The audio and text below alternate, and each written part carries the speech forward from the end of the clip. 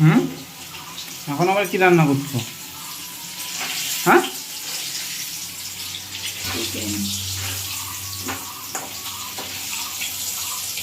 আলু বড় বড় করে কলি কেটেছো, তারপর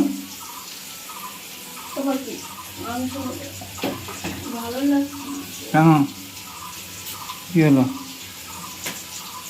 এখনো ব্যাগের মালগুলো বের করো নি? আমি রান্না করবো? হ্যাঁ হ্যাঁ, আমি রান্না করবো? তুমি করো। আমি খাবো, আমি পারবো না, আমি রান্না করতে পারবো না।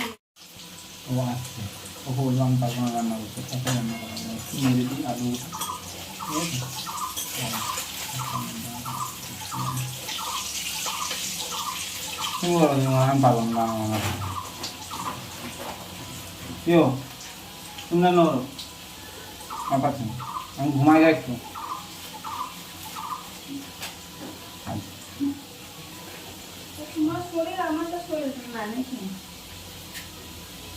তোমাকে বলেছি যে তোমার এটা শরীর না? হ্যাঁ বলেছি না, পুড়ে যাচ্ছে তো। নাড়ো, তুমি নাড়ো, আমি একটু নিয়ে দিচ্ছি, আর পাচ্ছি না।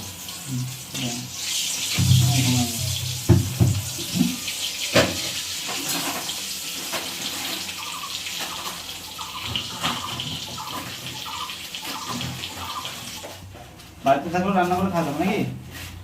হ্যাঁ, আচ্ছা রান্না করে খাওয়া যাবে? করছো কোথায়? বলেছি তুমি এটা রাখবেলা বলছি। হুম, বলেছি। হুম, দাঁড়াও তো। আমি তো জ্বালাবো আজকে। আরে ইয়া তো তেল দিতে গেল। জ্বালাবো, তেল তেতে গেলে তো বলছি। এত পেঁয়াজ কেন? পেঁয়াজ বলেছি না কম দেবে? হ্যাঁ,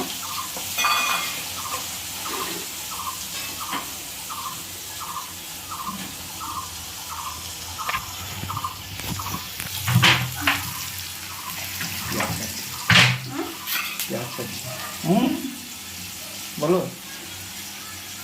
কি করছো? হ্যাঁ, হ্যাঁ? বললে না তো কি রান্না করছো?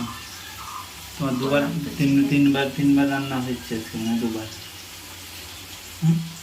যেদিন তাড়াতাড়ি ভাবি যে তাড়াতাড়ি করবো সেদিনই দেরি হয়। আবার তো আমাকেই করতে বলছো রান্না। বলুন তো, আরে সকাল সকাল রান্না হয়ে গেছে বাবা, আর কি আর দেব। মশলাটা কই?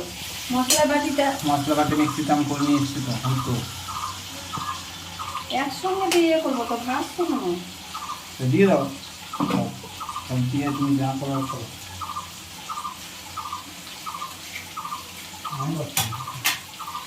কোনো চান ধান হয়নি, কি অবস্থা চোখ মুখে।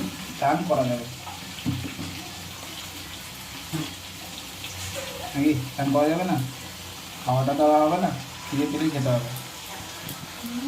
দেখো রান্নারা বৌদি রান্না করে,